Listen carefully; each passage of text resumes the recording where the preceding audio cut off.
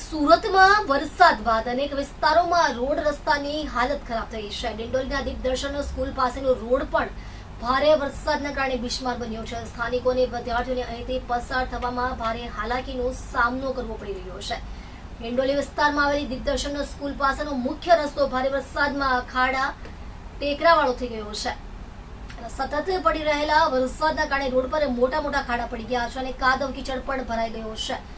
School સમયે અહીંથી પસાર થતા વિદ્યાર્થીઓ, વાહન ચાલકો અને સ્થાનિકોને ભારે હાલાકી ભોગવવી પડી રહી છે। બે પૈડા વાહન ચાલકો માટે તો આ રસ્તો ખાસો જોખમી બની ગયો છે। દીપદર્શન સ્કૂલ પાસે રોડ રસ્તા વરસાદમાં બહુ ખરાબ થઈ ગયા છે। આખો રોડ ખાડાવાળો થઈ ગયો છે। બાળકોને સ્કૂલે આવવા જવામાં બહુ તકલીફ પડી રહી છે। સ્થાનિકોએ માંગ કરી છે કે પાલિકા તાત્કાલિક આ રોડની મરામત કરાવે અને વિદ્યાર્થીઓની સુરક્ષાને ધ્યાનમાં રાખીને કામગીરી હાથ ધરે।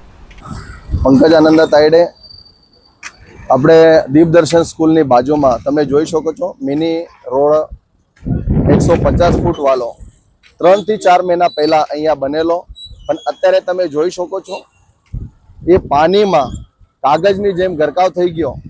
અહીંયા સુરતમાં ખાડીપુરની પૂર્વ માનસૂન તૈયારીના ભાગરૂપે કરોડો રૂપિયા ફાળવવામાં આવ્યા, પણ જે હિસાબે કામ થવું જોઈએ એ હિસાબે કામ થયું નહીં અને આજે પૂરું સુરત પાણીમાં ડૂબી ગયું છે।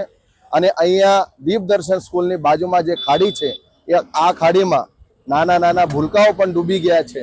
એની જ આગળ માર્ક પોઈન્ટ જે આ જ ખાડી આગળ જાય છે એ જગ્યા પર 3 થી 4 લોકો ત્યાં ડૂબી ગયા અને મરી ગયા છે।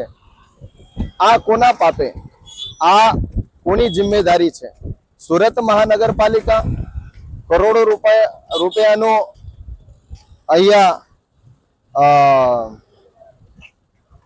ટેન્ડર કાઢે છે, પૂર્વ તૈયારી કરે છે, પણ પૂર્વ તૈયારીના ભાગરૂપે જે કામ થવું જોઈએ આ થતું કેમ નથી?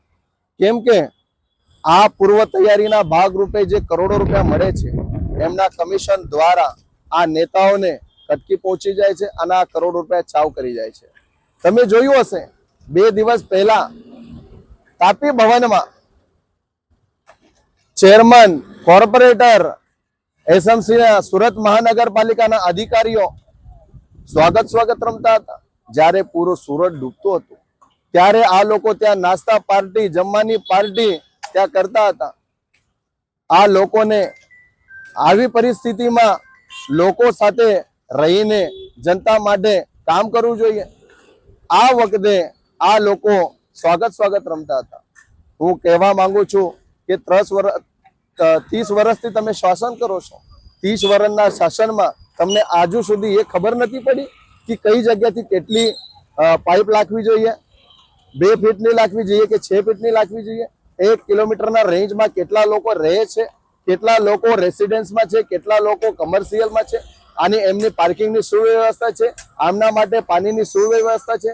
આ બધી પ્રી પ્લાનિંગ સુરત મહાનગરપાલિકાએ કરવું જોઈએ અને પૂર્વ તૈયારી કરવી જોઈએ। હજુ સુધી 30 વર્ષના ભારતીય જનતા પાર્ટીના શાસનમાં હજુ સુધી એમને ખબર નથી પડ્યું। એના કારણે, એમના પાપના કારણે, એમના કમિશનના કારણે, એમના ભ્રષ્ટાચારના કારણે આજે સુરત ડૂબ્યું છે અને એ જનતાને ભોગવવું પડી રહ્યું છે। જય હિન્દ, જય ભારત, જય જય ગરવી ગુજરાત।